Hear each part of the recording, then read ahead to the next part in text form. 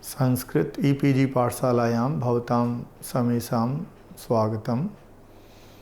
श्रीमत् सायण माधवाचार्य विरचितः सर्वदर्शन संग्रहः वर्तते। तस्मिन् आर्हत् दर्शनम् इति प्रकरणम् आस्ते। तं प्रकरणमादाय अस्माभिः जैनबौद्धयोः क्षणिकत्वविचारः, अर्हत्स्वरूप विमर्शः, रत्नत्रय धर्मः, ततश्च जीवाजीवतत्त्वद्वयं जीवाजीवद्रव्याणि सप्ततत्त्वानां विमर्शश्च अंगीकृतः। सप्तभंगी न्याय विमर्शश्च तत्र माधवाचार्येण विहितः। अनन्तरं श्रीमत् माधवाचार्येण जिनदत्त सूरिणा उक्तं जैनं मतम् इति कृत्वा 12 श्लोकाः समुद्धृताः। तान् श्लोकान् आदाय वयम् अस्मिन् पाठे विचारयामः। वस्तुतः जिनदत्त सूरिः कः आसीत् तद्विषये तेन किमुक्तमासीत्, कुतः कियच्च तत्त्वं माधवाचार्येण स्वीकृत्य अस्माकं पुरतः प्रस्तुतम् इति अस्माकं पाठेयः वर्तते। अस्मिन् पाठे वस्तुतः दार्शनिकाः यत् किंचिदपि वदन्ति तत् नियमेन अस्माकम् उपकाराय एव वदन्ति। तत्र अलीकं किमपि नास्ति। ग्रन्थकारस्य दार्शनिकस्य वा विवक्षा का वर्तते,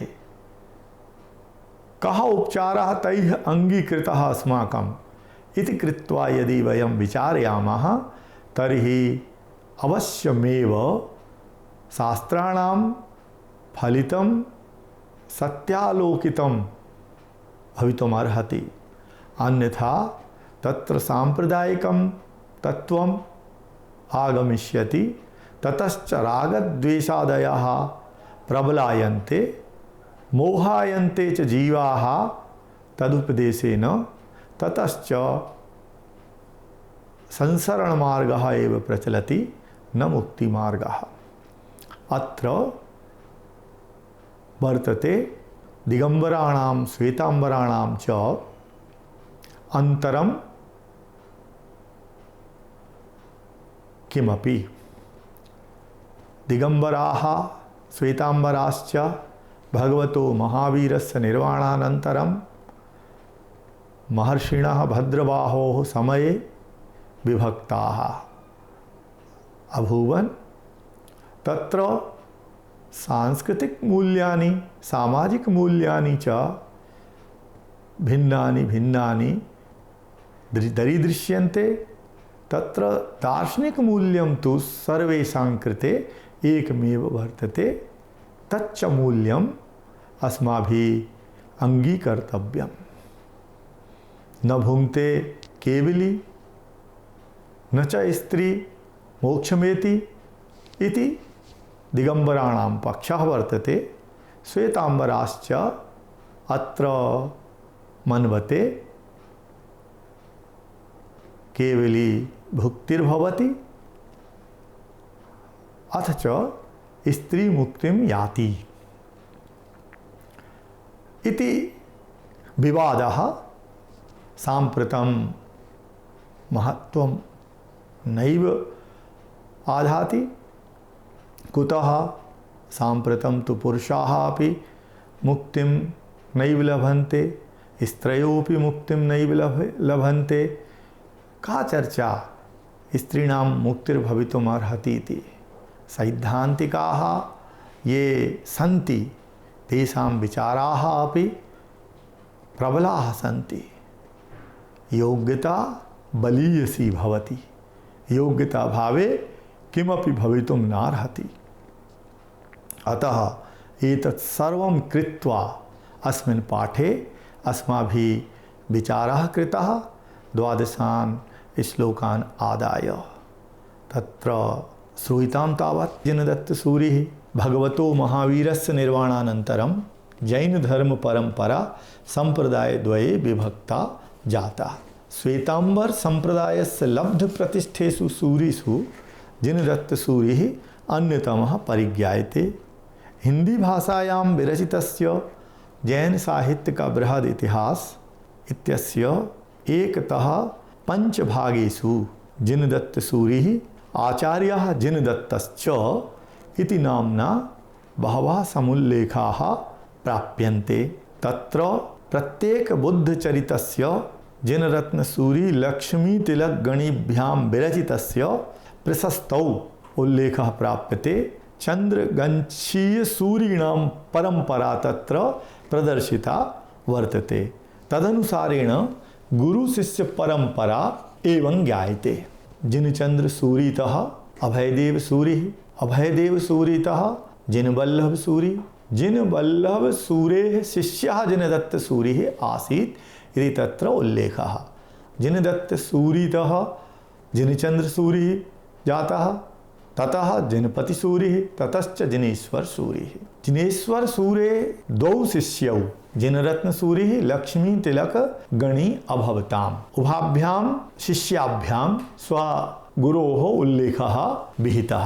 अपि च खर्तर्गच्छीयस्य जिनवल्लभसूरेः शिष्यः जिनदत्तसूरिः विक्रम संवत्सरस्य 11+ वर्षात् पूर्वम् अभूत् इति ज्ञायते। अन्यच्च उल्लेखः प्राप्यते। जीवदेवसूरेः शिष्यः जिनदत्तसूरिः बायडगच्छे अभूत्। अनेनैव जिनदत्तसूरिणा 23 पद्यमयः ग्रन्थः विवेकविलासः अपभ्रंश भाषायां विरचितः। सर्वदर्शन संग्रहस्य हिंदी व्याख्याकारः संपादकश्च तत्र उक्तवान् विवेकविलासः ईस्वीयस्य 20+12 शतके विरचितः इति। ततः एव तेन जिनदत्तसूरिणोक्तं जैनमतम् उल्लिखितवान् माधवाचार्यः इति स्वीकृतवान् संपादकः अनुवादकश्च हिंदी व्याख्याकारश्च। अपि च खर्तर्गच्छीयः जिनदत्तसूरिः जातः विक्रम संवत्सरस्य 32 शतक मध्ये। तेन चच्चरी नाम कृतिः अपभ्रंश भाषया विरचिता। तेनैव जिनदत्तसूरिणा उवेशरसायनम् अपि अपभ्रंश भाषायां विरचितः ग्रन्थः उपदेशरसायनम् इति। अनन्तरञ्च उल्लेखः प्राप्यते जिनदत्तसूरेः गुरुपारतन्त्रथोत्तो अर्थात गुरुपारतंत्र स्तोत्रम् 21 पद्यमयी रचना वर्तते। सा रचना जिनदत्तसूरिणा कृता इति ज्ञायते। समायारी अर्थात समाचारी 30 पद्यमयी रचना समुपलभ्यते। सा रचनापि जिनदत्तसूरिणा विरचिता।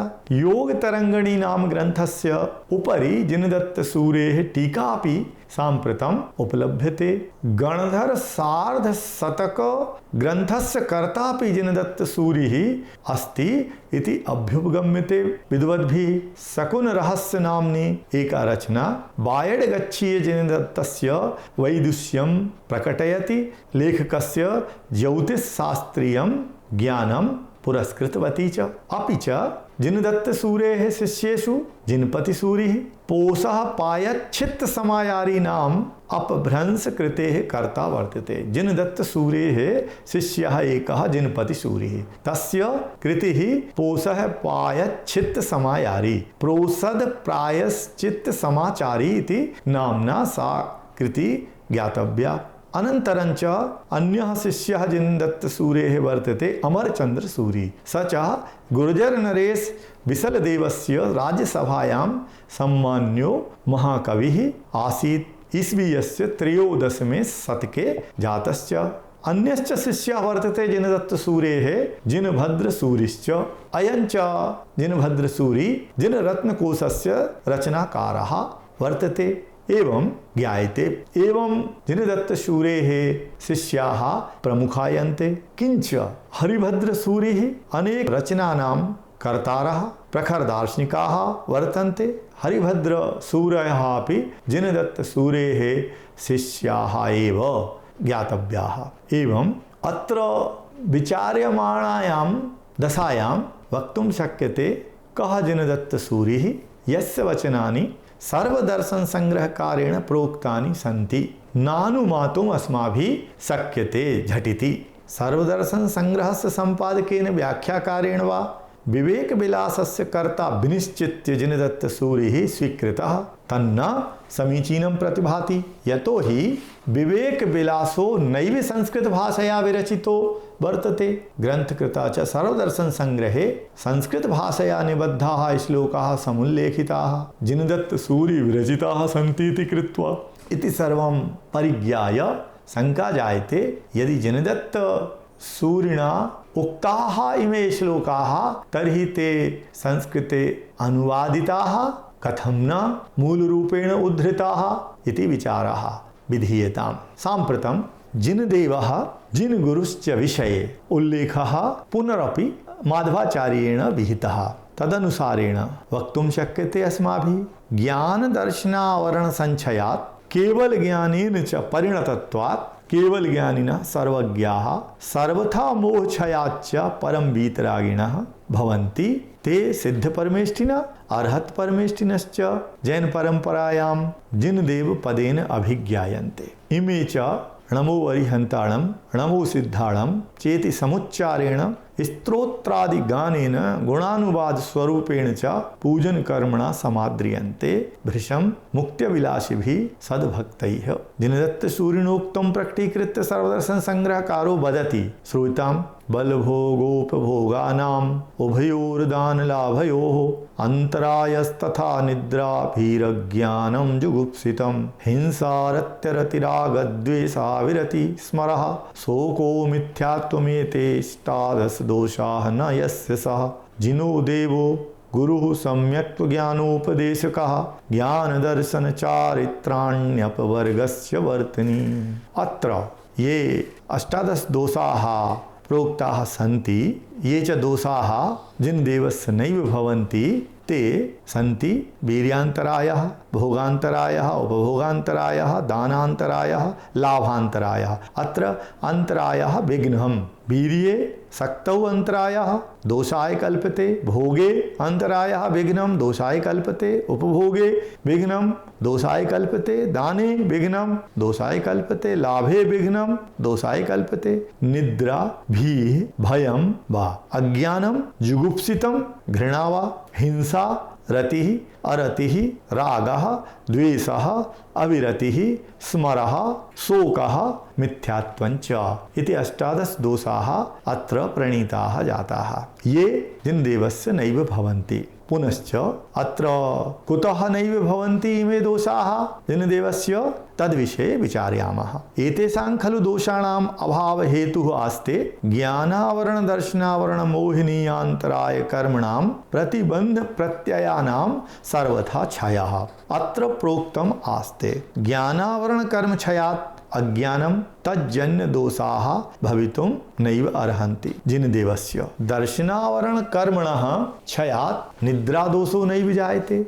मोहिनी कर्मणः क्षये सति दर्शन मोह क्षयात् मिथ्यात्व दोषः चारित्र मोह क्षयाच्च हिंसा दोषः रतिः अरतिः रागः द्वेषः अविरतिः स्मरः शोकः भयं जुगुप्सितं च एकादश दोषाः नैव भवन्ति। अंतराय कर्मणश्च क्षयात् वीर्यान्तरायः भोगान्तरायः उपभोगान्तरायः दानान्तरायः लाभान्तरायाश्च पंच दोषाः नैव संभवन्ति। अत्र दिगंबर परंपरायां खलु अर्हताम् अष्टादश दोषानाम् अभावः स्वीक्रियते तथापि तत्र नाम्ना भेदोपि दृश्यते। ते अष्टादश दोषाः सन्ति दिगंबर परंपरायां क्षुधा दोषः तृषा दोषः भयं रोषः रागः मोहः चिंता जरा रोगः मृत्युः स्वेदः खेदः मदः रतिः विस्मयः निद्रा जन्म उद्वेगश्च इति अष्टादश दोषाः जिनदेवस्य नैव भवन्ति इति दिगंबर परंपरायां स्वीक्रियते।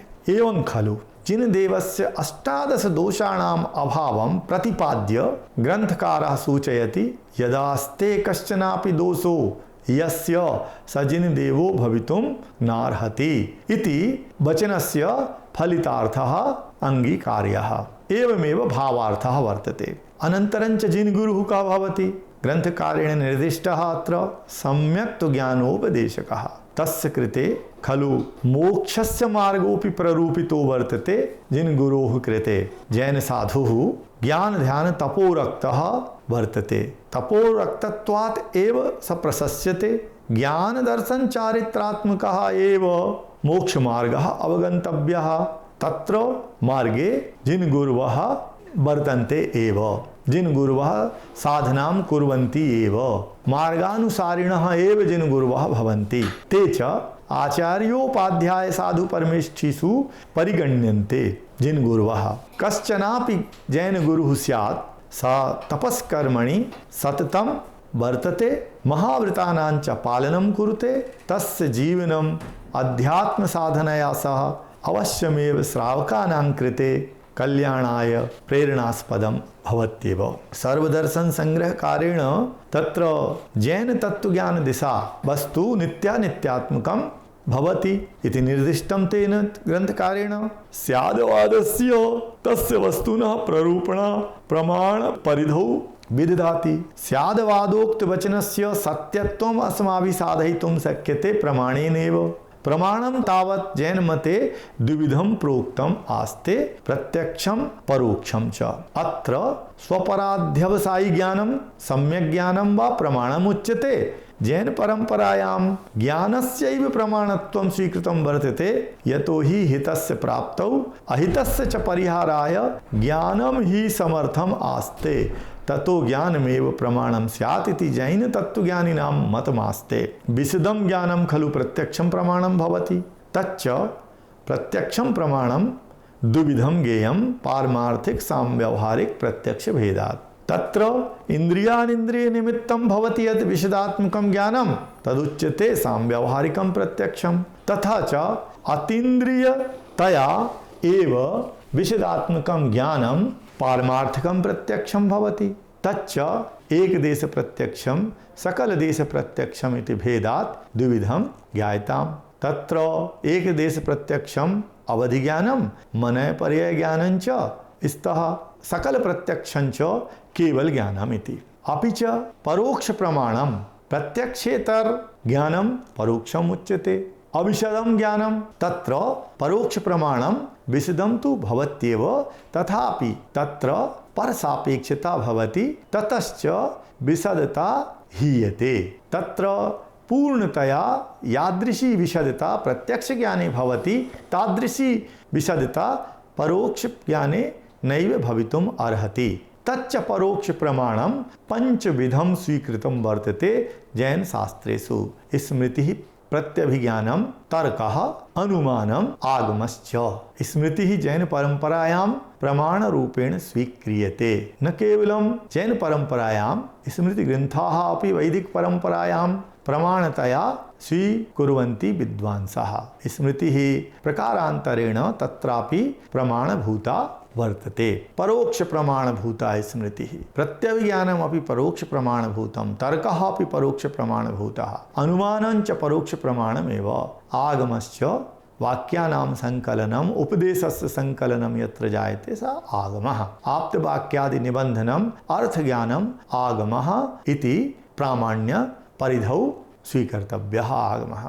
अत्र खलु श्लोकेषु जिनदत्तसूरिणा प्रत्यक्षम अनुमानञ्च प्रमाणद्वयं स्वीकृतवान् जिनदत्तसूरिः। तदेव श्लोकः माधवाचार्येण पुरस्कृतः। स्यादवादस्य प्रमाणे द्वे प्रत्यक्षमनुमापि च नित्यानित्यात्मकं सर्वं नवतत्त्वानि सप्त वा। अत्र कथंचिदर्थे रूढ़ः स्यात् पदम् एहि ज्ञातव्यं स्यात् मुद्रांकितो वादः स्याद्वादः प्रोच्यते। कथंचिदर्थे ही न सर्वथा प्ररूपितो वादः स्याद्वादः ज्ञायताम्। सर्वाणि खलु शास्त्रवचनानि स्याद् वादमयानि एव ज्ञातव्यानि स्युः। शास्त्राणां वचन प्रामाण्यं प्रमाणनिकषोपर्येव भवति, न पुनः काल्पनिक वचन प्रयोगेणैव तज्ज्ञेयम्। जैन मते वस्तु तत्त्वं काल्पनिकं नास्ति, तच्च यथार्थ तयैव प्रोच्यते। प्रत्येकमपि वस्तु द्रव्य स्वभावदेशा अनाद्यनन्तत्वात् नित्यं भवति, परिणमन स्वभावापेक्षया च सादिशान्तत्वात् क्षणवर्तित्वात् वा अनित्यम् उच्यते। एवं प्रमाणं द्विविधं प्रतिपादितम्। अन्यच्च ग्रन्थकारेण अत्र श्लोकाः 5 पुरस्कृताः।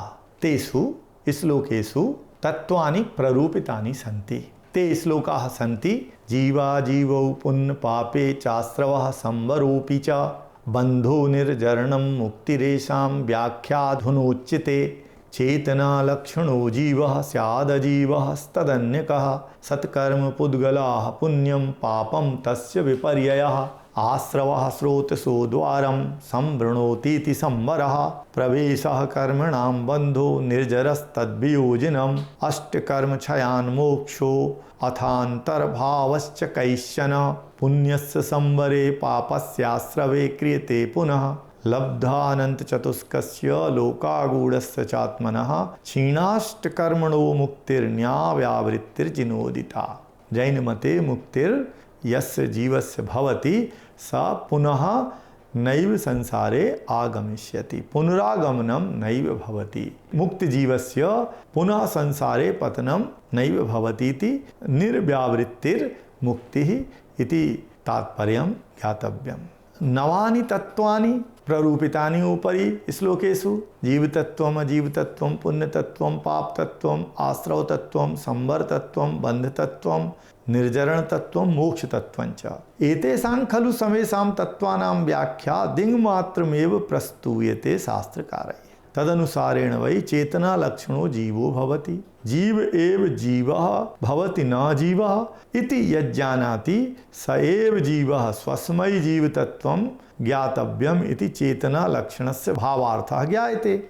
अजीवस्तु जीवात् भिन्नो जीवतत्वात् वा व्यतिरिक्तो भवति। अजीव एव अजीवो न जीवः इति भवेत् अजीव तत्त्वम् इति। शुभ कर्म पुद्गलाश्च पुण्यम अशुभ कर्म पुद्गलाश्च पापम स्यात् इति प्रज्ञप्तं वर्तते। सामान्यतया पुण्य पापयोः अंतर्भावः आश्रव तत्वे बंध तत्वे च भवितुमर्हति। पुण्याश्रवः पापाश्रवः पुण्यकर्म बन्धः पापकर्म बन्धश्च इति प्रकारेण कर्मणाम् आगमनाय जीवेषु यद् भवति स्रोतसः द्वारं तदाश्रवः उच्यते। आत्मनि जायमानाः मोहराग द्वेषादयो भावाः मनोवाक्काय कर्म निमित्तेन च कंपमानात्म प्रदेशाश्च कर्मणां समागमने द्वारं भवति। अतएव कर्मणाम् आश्रवण हेतुरेव आश्रव तत्त्वं ज्ञेयम्। संवृणोतीति स्वात्मानं स्वस्मिन्निति संवरः ज्ञेयः आश्रव निरोधो वा। यतो भवति कर्मणाम् आत्म प्रदेशेषु प्रवेशो निमित्त नैमित्तिक संबंध संश्लिष्टः स स्यात् बन्धः। बन्ध एव बन्धः इति बन्धतत्त्वं भवति। अपि च जीव प्रदेशात् कर्मणाम् एकदेशेन क्षरणं निर्जरणं वा निर्जरा प्रोच्यते। आत्म प्रदेशेभ्यः बद्ध कर्मणां क्षयः यतो भवति तदुच्यते कारणम् एव निर्जरणम् इति। जीव प्रदेशेभ्यः सर्वेषां कर्मणां ज्ञानावरणादि मूल प्रकृतीनां मति ज्ञानादि उत्तर कर्म प्रकृतीनां सर्वथा क्षयः यतो भवति तदुच्यते मोक्षः। अत्र ग्रंथकृता प्रकटीकृतं यत् कैश्चिद् वै जनैः पुण्यस्य अंतर्भावः संवरतत्वे पापस्य चान्तर्भावः आश्रवतत्वे विधीयते। पुनाति आत्मानं यत् पूयते अनेन वा आत्मा तत् पुण्यं नाम इति विवक्षया पुण्यं स्यात् वीतराग परिणामो यतो हि वीतराग परिणामेन एव पुनाति आत्मा नैविराग भावेन इति विवक्षया संवरतत्वे पुण्यस्य समावेशः संभवति। पाप विषये अंतर्भाव विषयिणी प्रतिपत्ति सुस्पष्टा एव ज्ञायते निर्द्वन्द्वतया इति।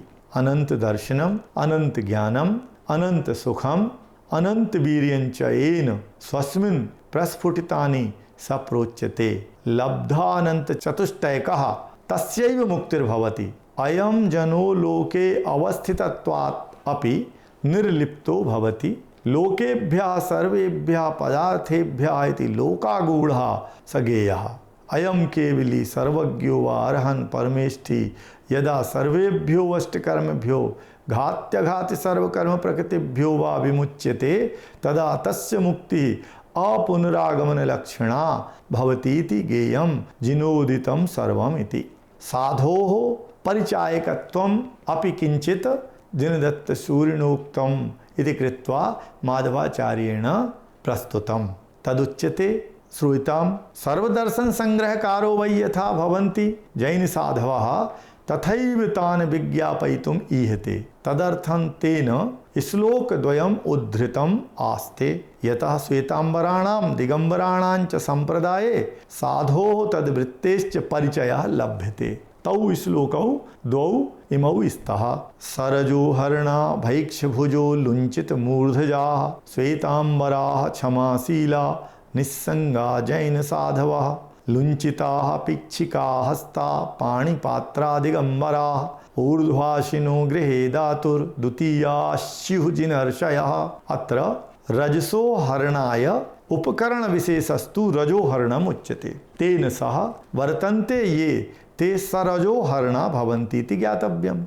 अत्र उपकरणम् एतत् साधुजनानां कृते जीवानां रक्षणार्थं विशेषतः कल्पितं वर्तते। साधु कदाचित् शास्त्रादीनि समादाति कुत्रचिच्च किमपि वस्तु निक्षिपति स्वयं तिष्ठति सीदति वा तदा सा हस्तगतेन रजोहरणेन स्थानं वस्तूनि वा प्रक्षालयति तदनन्तरम् एव तत्र किमपि निक्षिपति समादाति च किंचित इव ज्ञानोपकरणादिकम् भिक्षया लब्ध भोजनादिकं ये भुञ्जन्ते ते भैक्षभुजः ज्ञातव्याः।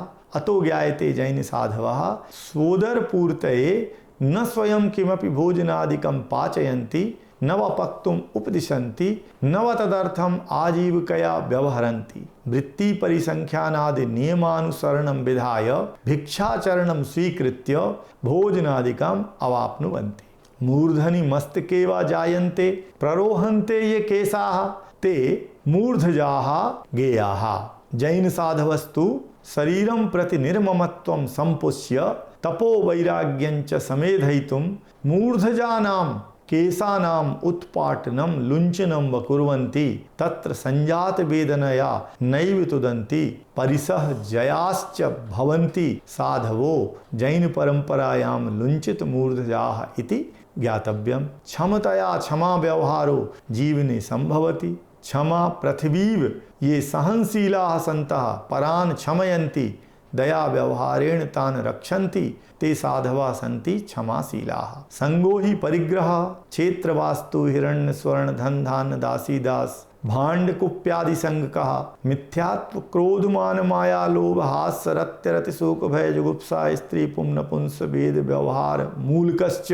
ज्ञायतां परिग्रह चतुर्विंशति प्रकारकः प्ररूपितः सच संगः यतो निस्सरितः जातः निर्गच्छति वा सततं निर्गमिष्यति वा सर्वथा परिग्रहो येषां ते सन्तु साधवो वै निस्संगाः। अत्रैते साधवाः शास्त्रकारेण श्वेतांबराः प्रोक्ताः दिगंबराः अपि साधवाः जैनर्षयः सन्ति खलु एवमेव क्षमाशीलाः निस्संगाः लुञ्चित मूर्धजाः लुञ्चित श्मश्रुकाश्च भिक्षाचरणेन एव ते श्रावकानां गृहं गत्वा भोजनादिकं स्वपाणिपात्रे हि गृह्णन्ति। एतेषां साधूनां पिच्छिका जीवरक्षोपकरणभूता भवति मयूरपक्षैः निर्मिता सुचितोपकरणतया कमण्डलुरपि साधोः पार्श्वे भवति। इमे दिगंबराः साधवः दिवसैकभुक्तिं विधाय जीवन्ति दातुः गृहे करपात्रेण वै स्थित्वा केवलं नोपवेशनं विधाय भुञ्जन्ते निरासक्त भावनया तपोबृंहणार्थमिति गेयम्। इमे खलु साधवः नग्नाः निर्वस्त्राः सन्तः स्वसाधनाम् अलङ्कुर्वन्ति शरीरं प्रति समुदासीनाः सन्तः निर्लिप्ताः एव जले कमलपत्राणि एव भवन्ति जगत्यस्मिन्। धन्यास्ते साधवो ये श्वेतांबराः दिगंबराः वा सन्तः स्वीय मानव जीवनं सफलीकुर्वन्ति मुक्ति पुरुषार्थं च समेधन्ते। श्लोकेऽस्मिन् भुङ्क्ते न केवलिन स्त्री मोक्षमेति दिगंबरः प्राहुरेषाम् अयं भेदो महान् श्वेतांबरैः सह इति उक्तवान् ग्रन्थकारः। अत्र उक्तमास्ते महान् भेदः श्वेतांबरैः सह दिगंबराणां। कः भेदः? केवली न भुङ्क्ते स्त्री न मोक्षमेति इति दिगंबराः वदन्ति। श्वेतांबरैः सह अयमेव महान् भेदः वर्तते। वस्तुतः अयं महान् भेदो नास्ति, यतोहि साम्प्रतिके काले केवलिनः सन्ति एव न। कश्चन अपि साधु केवली भवितुं नार्हति। न च कश्चन मुक्तिं याति, न पुरुषः मुक्तिं याति, न च स्त्री मुक्तिं याति। मोक्ष यात्रा तु स्त्री प्रारंभं कर्तुं शक्नोति। मोक्ष यात्रायाः प्रारंभं स्त्री कर्तुं शक्नोति, पुरुषः अपि कर्तुं शक्नोति। तत्र नास्ति भेदः। अतः उभयोः तत्त्वं स्वीकृत्य महान् भेदः नास्ति। वस्तुतः अयं भेदः अस्मिन् काले विचारणीयः एव नास्ति। अतः भेदोऽयं वर्तते शास्त्रेषु, न तु अस्माकं जीवने। अतएव भेदं स्वीकृत्य दिगंबराः श्वेतांबराः परस्परं नैव कलहं कुर्वन्तु, नैव च मतभेदं कुर्वन्तु। भेदस्य किमपि कारणं साम्प्रतिके काले नैव वर्तते। साधनया जीवनधारा प्रचलतु समेषाम् इति भावना वर्तते। अस्य पाठस्य समीक्षणेन अस्माभिः ज्ञायते यत् जिनदत्य सूरिणोक्तं यत् जैनं मतं माधवाचार्येण प्रस्तुतं तद् अवश्यमेव विचारणीयं वर्तते। श्लोकानां विषयः यः प्ररूपितः वर्तते स च जैनपरम्परायां स्वीक्रियते सर्वैः। तथापि जिनदत्तसूरेः वचनानि एव अत्र श्लोकेषु वर्तन्ते, तन्न स्वीकर्तुं शक्यते। यतोहि जिनदत्तसूरिणा अपभ्रंशभाषायां रचनाः कृताः। संस्कृतभाषया तेन जिनदत्तसूरिणा किमपि लिखितम् इति नास्माभिः इतिहासग्रन्थेषु ज्ञायते। अतः जिनदत्त सूरि विषयकं यत् किंचित् अत्र उल्लिखितम् अस्माभिः तदपि विचारणीयं स्यात्। जिनदत्त सूरि विषये अस्माकं श्रद्धा बलवती भवेत्। जिनदत्त सूरिः महान् दार्शनिकः स्यात्। महान् ग्रन्थरचनाकाराणाम् आचार्याणां गुरुः जिनदत्तसूरिः प्रतिपादितो वर्तते। तेन यदि संस्कृतभाषया कोऽपि ग्रन्थः नैव लिखितः स्यात् तथापि सः हरिभद्रसूरिणां गुरुत्वेन महान् ज्ञायते। अतः हरिभद्रसूरिणां वचनानि एतेषु श्लोकेषु समाविशन्ति इति प्रतिभान्ति अस्माकं बुद्धौ। अतः संभाव्यते यत् जिनदत्तसूरिणा पाठितोऽयं विषयः हरिभद्राय अथवा हरिभद्रः जिनदत्तसूरेः विषयम् इमं पठितवान् आसीत्। अपि च अत्र जिनेन्द्रो देवता इति विषयम् अंगीकृत्य तत्र दोषानां लेशोपि देवेषु न स्यात् जिनेन्द्र देवतायां नैव भवति इति दृढतमेन जिनदत्तसूरिणा प्रतिपादितम्। अनन्तरञ्च जैनगुरवः क्षमाशीलाः भवन्ति, तेषां साधना, तेषां तपस्या, तेषां व्यवहारः, तेषां शास्त्रज्ञानं प्रखरतरं ज्ञायते। तेषां साधना वस्तुतः श्रद्धास्पदत्वं भजते। न कोऽपि जनः एतादृशः दृश्यते यः जैन साधूनां साधनां दृष्ट्वा धर्मतुन्दिलो न स्यात्, धर्मानुरागी न स्यात्, अवश्यमेव भवति इति स्वीक्रियते। अपि च केवली न भुङ्क्ते, स्त्री मोक्षं न एति इति दिगंबराः वदन्ति इति। कुत्र वदन्ति? मोक्षं स एव जनः लभते लब्धुम अर्हति यः वज्रवृषभनाराज संघननं धारयति। वज्रवृषभनाराज संघननधारी मनुष्यः एव मुक्तिं लभते। स्त्रीणां वज्रवृषभनाराज संघननं भवत्येव न। श्वेतांबर वाङ्मयेऽपि एतादृशी प्ररूपणा नास्ति यत् स्त्रीणां वज्रवृषभनाराज संघननं भवति, न च एतादृशी प्ररूपिणा वर्तते यत् वज्रवृषभनाराज संघननं विना एव मुक्तिर्भवितुमर्हति। ततः कथमिव स्त्री मुक्तिं यात, नैव यातुं शक्नोति इति दृढतमः विश्वासः अस्माकं सर्वेषां स्यात्। पुरुषः अपि वर्तमानकाले वज्रवृषभनाराज संघननं नैव धारयति, वज्रवृषभनाराज संघननधारी नास्ति, ततः तस्यापि मुक्तिर्भवितुं नार्हति इति निश्चेतव्यम्। अतः विवादस्य कोऽपि कारणं नास्ति। मया पूर्वमेव उक्तम् एतत् इदानीं पुनरुच्यते यत् केवलिनोऽपि नैव सन्ति।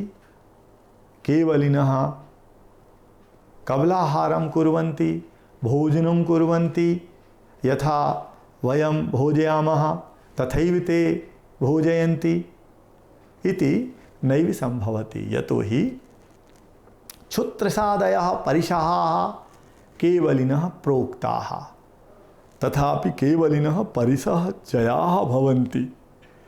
परिसः जयत्वात् ते भोजनादिक्रियासु संलग्नाः नैव भवन्ति। यदि भोजनादिक्रियासु संलग्नाः स्युः तर्हि ते परिसः जयाः कथं प्रोच्यन्ते अस्माभिः? वस्तुतः मोहाभावात्, इच्छाभावात्, रागाभावात् तत्र भुजिक्रिया नैव भवति, भुक्तिर्नैव भवति। अपि च सातावेदनी कर्मणः उदयः तत्र बहुलायते, ततः शरीरं पुष्टिं बिभर्ति। शरीरे तावन्तः परमाणवः आयान्ति यान्ति वा, यतः शरीरस्थितिः सुदृढ़ा भवति, न तत्र भुक्तिः अपेक्षिता खलु। इत्येवं प्रकारेण अस्माभिः किंचित् एव शास्त्रचर्चा विहिता। जिज्ञासुभिः छात्रैः शास्त्रेषु प्रवेशः विधेयः। शास्त्राणां वचनानि अवलोकनीयानि, तत्र सिद्धान्ताः समीक्षणीयाः स्युः, तर्हि सर्वं सुकरं स्यात्। धन्यवादाः।